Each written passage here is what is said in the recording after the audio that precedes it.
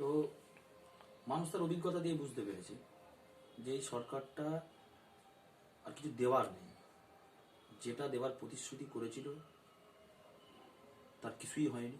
যেটুকু দেখছেন মানুষ, যেটুকু দেখছেন এই পাড়ায় পাড়ায় গলিতে গলিতে যে ঢালাই রাস্তা, এটাকে বলে ফেসিয়াল ডেভেলপমেন্ট।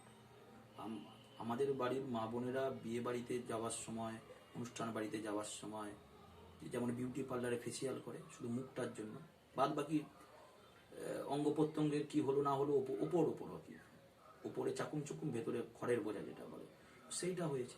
একটা ঢালাই রাস্তা হয়ে যাওয়ার পর যদি একটা বর্ষা হয়ে যায়, তারপরে ঢালাই রাস্তার কি অবস্থা সেটা মানুষ জানে। বাদ বাকিটা তো যা প্রশাসনিক যা শিথিলতা, যা গুন্ডা রাজ, সে তো মানুষ দেখতে পাচ্ছে। আমাদের সময় পুলিশ দিয়ে পঞ্চায়েতের কাজ, পঞ্চায়েত সমিতির কাজ পুলিশ দিয়ে টেন্ডার করতে হয়েছে, মানুষ তার অভিজ্ঞতা দিয়ে বলতে পারবে না, অতি বড় নিন্দুকও বলতে পারবে না বামফ্রন্টের আমলে এটা হয়েছে। আমাদের খানাকুলের কথা বলছি, খানাকুলে যে এতগুলো ঘাট আছে নদী দিয়ে ঘেরা, সে ঘাটের যে ডাক, সেই ঘাটের ডাকের কি হয় পঞ্চায়েত সমিতিতে, সে তো মানুষ তার অভিজ্ঞতা দিয়ে জানে। এবং চতুর্দিকেই যা কাটমানি চলছে, তৃণমূলের বিরুদ্ধে বলছে, তো আমাদের কথা না। তো ফলে এই সরকারটা কিছু দেবার নেই।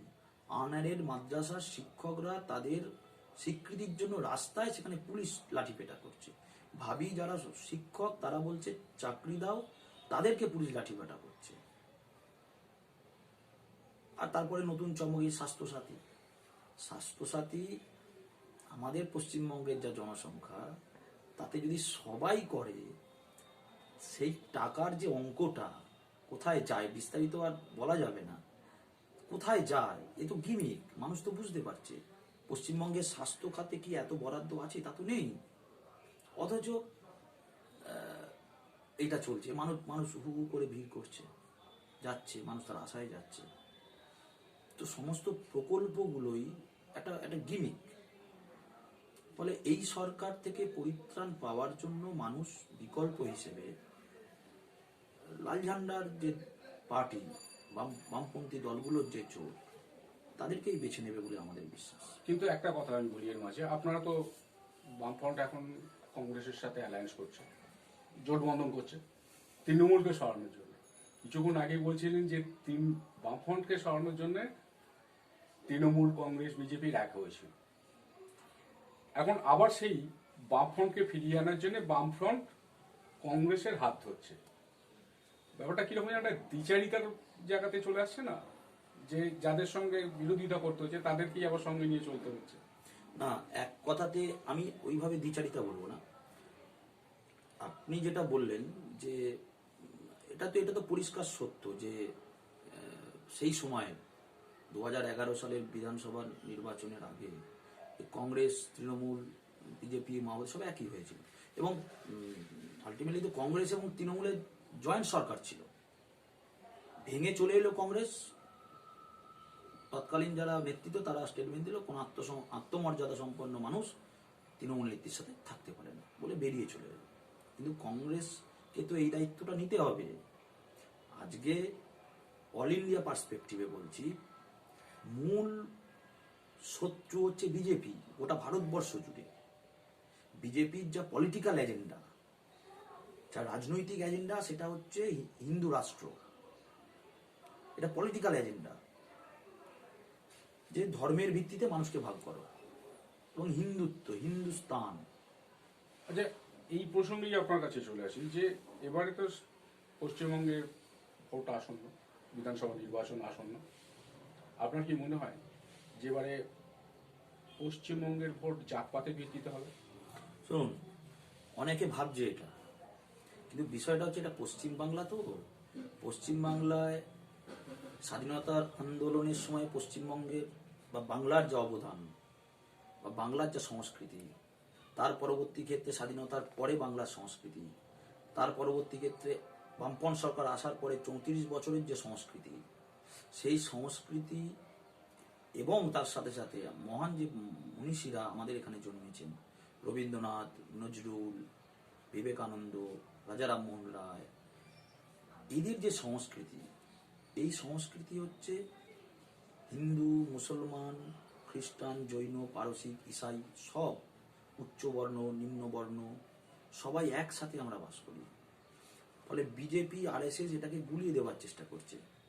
কিন্তু দায়িত্ব নিয়ে বলতে পারি যে জাতপাতের ভিত্তিতে ভোট পশ্চিমবাংলার মানুষ, মেজরিটি মানুষ মেনে নেবে না বা হবে না। কারণ বামপন্থীরা রাস্তাতে আছে, মানুষের পাশে আছে। এই যে দীর্ঘ লকডাউন, করোনা আবহে আমরা মানুষের পাশে ছিলাম, এখনো আছি।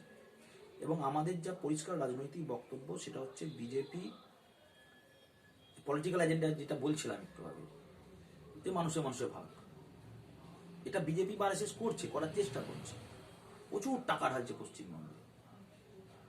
তার সাথে সাথে সামাজিক এজেন্ডাটা হচ্ছে যেমন ওই লাভ জিহাদ যেটাকে বলছে। লাভ জিহাদটা কি? যে কোনো হিন্দু ধর্মের কোনো নারী, কোনো বিধর্মী, মানে অন্য হিন্দু বাদ দিয়ে অন্য কোনো ধর্মের একে বিয়ে করতে পারবে না, এটা লাভ জিহাদ। তারপরে এটা হয়ে যাবে, কিছুদিন পর এটা হয়ে যাবে একটা বর্ণ আর অন্য বর্ণের বিয়ে হবে না, মানে ব্রাহ্মণ সে অন্য কায়স্থদের বিয়ে করতে পারবে না। এটা হচ্ছে বিজেপির সোশ্যাল এজেন্ডা। আর আর ইকোনমিক এজেন্ডা কি? সব বেচে দাও।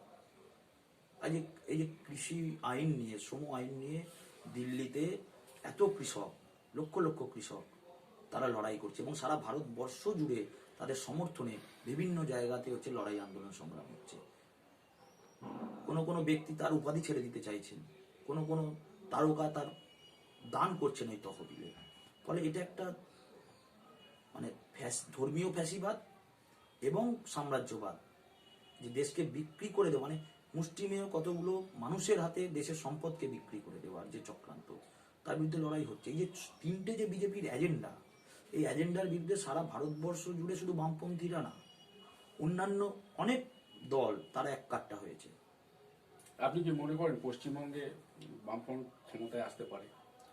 না, এটা তো আসবেই, মানে আসতে পারে, মানে এটা তো হবেই, চাকা তো ঘুরবেই। কিন্তু আমি এই মুহূর্তে বলতে পারবো না কি 2021-এ ক্ষমতায় আসবে কিনা। এটা তো মানুষের, সবার শেষে তো মানুষ শেষ কথা বলবে। শেষ কথা যেটা, যে আমি আপনার কাছে শেষ প্রশ্নে যেটা আসবো, শেষ একদম, যে বামফ্রন্ট বরাবর ঐতিহাসিক ভুল করে, জ্যোতি বসুকে প্রধানমন্ত্রী হতে না দেওয়া ঐতিহাসিক ভুল, এবং সবশেষ ঐতিহাসিক ভুল যেটা বামফ্রন্টেরই নিচু তলার কর্মীদের কাছ থেকে আমি শুনেছি, যদি কংগ্রেসের থেকে সমর্থন না তুলতো 2011 সালে, তাহলে কিন্তু সিপিএমকে বা বামফ্রন্টকে ক্ষমতা থেকে সরানো যেত না। ব্যাপারটাতে আমি কি বলবো? না, প্রথম কথা হচ্ছে আপনি যার কথা বললেন, আমাদের শ্রদ্ধেয় জননেতা কমরেড জ্যোতি বসুর মুখ্য প্রধানমন্ত্রীত্বের প্রশ্নে, সেই সময় সিপিআইএম পার্টির যা স্ট্যান্ড ছিল যে তারা কংগ্রেসের সাথে সরকারে যাবে না, বাইরে থেকে সমর্থন করবে বিজেপিকে আটকানোর প্রশ্নে, সাম্প্রদায়িকতার প্রশ্নে, যে বিজেপির থেকে অনেক বিশ্বাসযোগ্য কংগ্রেস, তো কংগ্রেসকে আমরা সমর্থন করব, কিন্তু বাইরে থেকে। সেই প্রশ্নে যখন এমন একটা তৈরি হয়ে গেল, একটা হচপচ, যখন দেশের অন্যান্য দলগুলোর লিডারশিপ জ্যোতি বসুকে প্রধানমন্ত্রী করতে চাইলেন, মানে ওয়েল অ্যাকসেপ্টেন্স লিডার সর্বভারতীয় ক্ষেত্রে, তো তখন সিপিআইএম সেটা হতে দেয়নি, এবং পরবর্তীকালে পার্টি প্লেনাম করে তো চেঞ্জ করেছে তাদের দিয়ে। এটা তো ঐতিহাসিক ভুল, এটা তো স্বীকৃত। পাশাপাশি যেটা বললেন, এই ইউপিএ সরকারকে সমর্থন, মানে ইউপিএ কে সমর্থন করা হয়েছিল কমন মিনিমাম প্রোগ্রাম যে এজেন্ডা, সেই এজেন্ডার উপর ভিত্তি করে, যে এজেন্ডার ফলে আজকে এই যে জব কার্ডের কাজ, যেটা হচ্ছে রেগার কাজ, এনআরজিএস এর কাজ, এটা কিন্তু বামপন্থীদের লড়াইয়েরই ফল। মানুষকে 100 দিনের কাজ দিতে হবে, এটা ইউপিএর আমলেই তৈরি হয়েছিল, যেটা সুফল এখন মানুষ পাচ্ছে। এবং এটা ঠিকই যে প্রশ্নের সমর্থনটা তুলে নেওয়া হলো, যে পরমাণু চুক্তি যেটা হওয়ার কথা, সেটা স্বাভাবিকভাবেই আমাদের দেশের ক্ষেত্রে বিপদ, এটা নিয়ে কোনো দ্বিমত নেই। কিন্তু পরমাণু চুক্তি কি খায় না গায়ে মাকে, সেটা মানুষকে আমরা না বুঝিয়েই আমরা সমর্থনটা তুলে নিয়েছি, ফলে আমরা ক্ষতিগ্রস্ত হয়েছি, এই বিষয়ে কোনো সন্দেহ নেই। পাশাপাশি আর একটা জিনিস আমি বলতে চাইছি, যে সারা ভারতবর্ষ জুড়ে কংগ্রেসের যে অপশাসন, কংগ্রেসের যা অত্যাচার, এবং আমার বাংলার ক্ষেত্রে সেই অত্যাচারের বিরুদ্ধে লড়াই করেই হচ্ছে আমরা বামপন্থীরা মানুষের আস্থাভাজন হয়েছিলাম। আর সেই কংগ্রেসীদেরই হাত ধরে আপনারা ভাবছেন আবার ক্ষমতায় আসবেন, না, ব্যাপারটা এবার বলি, এটা আমার পার্টি লাইনের বাইরে কথা হয়ে যাবে, কিন্তু আমি ব্যক্তিগতভাবে বিশ্বাস করি, আমি কেন, আমাদের মতো নিচু স্তরে কাজ করে এমন অসংখ্য মানুষ যারা ওই যে বললাম যে শৃঙ্খলার প্রশ্নে আর কিছু বলে না, কিন্তু এটা বলাটা জরুরি, কারণ এই আওয়াজটা তোলাটা জরুরি, যে এর আগের বিধানসভা নির্বাচনে কংগ্রেসীরা আমাদের ভোট দেয়নি, কিন্তু বামপন্থীরা কংগ্রেস প্রার্থীকে ভোট দিয়েছে, ফলে কংগ্রেস লাভবান হয়েছে। আমরা আমাদের অনেকটা ক্ষতিগ্রস্ত হয়েছে। বিজেপির প্রশ্নে কংগ্রেসকে নিতে হবে, সাম্প্রদায়িকতার প্রশ্নে এটা ঠিকই যে বিজেপির থেকে অনেক বেশি ভরসাযোগ্য কংগ্রেস, কিন্তু কংগ্রেসেরও সাম্প্রদায়িক নীতি আছে, এটা তো বলে লাভ নেই। যখন 1992 সালে যখন হচ্ছে বিজেপি আরএসএস এরা যখন হচ্ছে বাবরি মসজিদ ভাঙছে, তখন পশ্চিমবঙ্গ থেকে কমরেড জ্যোতি বসু মুখ্যমন্ত্রী ফোন করে বলেছিলেন নরসিংহ রাওকে, কিন্তু কংগ্রেস কোনো ব্যবস্থা নেয়নি। এটা রাষ্ট্র পারলে পারত ওই কতগুলো হুলিগ্যানকে আটকাতে, একটা দেশের একটা সৌধ, হিস্টোরিক্যাল সৌধ, সেটাকে ইয়ে করার জন্য এটা পারত, কিন্তু করেনি। এটা কংগ্রেসও সাম্প্রদায়িকতার কিছু নিদর্শন আছে সারা ভারতবর্ষে, কিন্তু বিজেপির থেকে অনেক বেশি ভরসাযোগ্য কংগ্রেস। সেই জন্য সারা পশ্চিমবঙ্গে অনেকগুলো দল একসাথে, বামপন্থী দল এবং কংগ্রেস একজোট হয়ে একটা লড়াই দেওয়ার চেষ্টা হচ্ছে বিজেপির বিরুদ্ধে। কিন্তু প্রশ্ন একটা জায়গাতে, যে স্লোগানটা দিয়ে তৃণমূল কংগ্রেস যে স্লোগান দিয়ে এসেছিল যে বদলা নয় বদল চাই, সরকার কি করে চালাতে হয় আমি দেখিয়ে দেবো, শিল্প কি করে আনতে হয় আমি জানি, আমার ব্রেন আছে, 1,92,000 কোটি টাকার দেনা বামফ্রন্ট সরকারের, সেটা আমার মাথার উপর, এইসব স্লোগান দিয়েছিল। তারপরে বছরে বেকার যুবক যুবতীদের চাকরি, শিল্প, কৃষি। তো মানুষ তার 10 বছরের অভিজ্ঞতা দিয়ে বুঝে গেছে যে এই দলটা কিছু দিতে পারবে না মানুষকে, ভুল বুঝিয়েছিল। মানুষকে ভুল বুঝিয়ে এই বামফ্রন্ট সরকারটাকে ফেলার জন্য যে চক্রান্ত, তার মূল অংশীদার হচ্ছে তৃণমূল কংগ্রেস। মানুষ তার জীবনের অভিজ্ঞতা দিয়ে বুঝতে পারছে বিভিন্ন জায়গাতে যা হচ্ছে। এ তো আমাদের কথা না, স্বয়ং মুখ্যমন্ত্রী নিজেই বলেছেন যে কাটমানি ফেরত দাও। আবার গতকালকে দেখছিলাম একটা, যে কাটমানি যদি অভিযোগ থাকে, 2টো নম্বর দেওয়া হয়েছে, তাতে অভিযোগ করতে বলছে। তার মানে কাদের কথা বলছে? তার মানে তার দলীয় যে নেতা কর্মী তাদের কথা বলছে। বিষয়টা হচ্ছে, আমরা বামপন্থীরা এত বেশি তৃণমূলের চাল চুরি, কাটমানি, তিরপল চুরি এসব বলে ফেলছি, পশ্চিমবঙ্গে বিজেপির যে বিপদ সাম্প্রদায়িকতাকে, সেটা চাপা পড়ে যাচ্ছে। বিজেপি বিহাইন্ড দ্য স্ক্রিন খেলছে, ফলে বিজেপিকে রোখার প্রশ্নে, এটা আমার ব্যক্তিগত মত, যে শুধু কংগ্রেস না, পশ্চিমবঙ্গে এখন পশ্চিমবঙ্গে শাসক তৃণমূল আছে ঠিকই, তৃণমূলকেও একসাথে নিয়ে লড়াই করতে হবে। এটা আমাদের একদম নিচু স্তরের বক্তব্য। যেটা হচ্ছে যে এতদিন বামফ্রন্ট বা সিপিএম তারা লড়াই করছিল তৃণমূলের বিরুদ্ধে, এখন কিন্তু মানে একদম বামফ্রন্টের নিচু তলার কর্মীরা চাইছেন যে বিজেপির বিরুদ্ধে লড়াইটা হোক, এবং সেটা তৃণমূলকে সাথে নিয়ে। অবশ্যই, তার কারণ হচ্ছে না, তৃণমূলের বিরুদ্ধে যে লড়াই, অপশাসনের যে লড়াই, এই লড়াই তো থাকবেই, কিন্তু এখন পশ্চিমবঙ্গে বিজেপির যা রাজনৈতিক যে এজেন্ডা, তো সেইটাকে আটকাতে গেলে, বাংলার যে সুস্থ সংস্কৃতিটাকে বজায় রাখতে গেলে, কংগ্রেস যদি আমার গলার মালা হয়, তৃণমূল কেন নয়?